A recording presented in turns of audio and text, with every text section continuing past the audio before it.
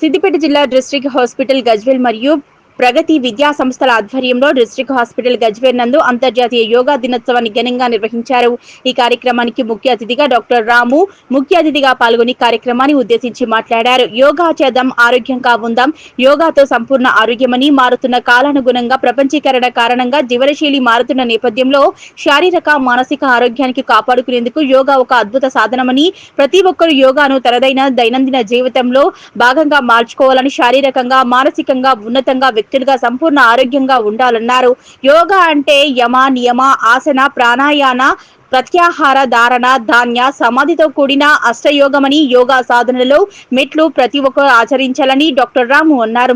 ప్రగతి విద్యా సంస్థల కరెస్పాండెంట్ అంబదాస్ మాట్లాడుతూ, ప్రతిరోజు యోగా చేయండి, ఆరోగ్యంగా ఉండండి. ప్రతి ఒక్కరూ ప్రతినిత్యము యోగా ఆసనాలు, వ్యాయామము, ఏకాగ్రత, కాలినడక జీవితంలో ఒక భాగంగా ప్రతిరోజు ఆచరించాలని, అప్పుడే సంపూర్ణ ఆరోగ్యంగా ఉంటారన్నారు.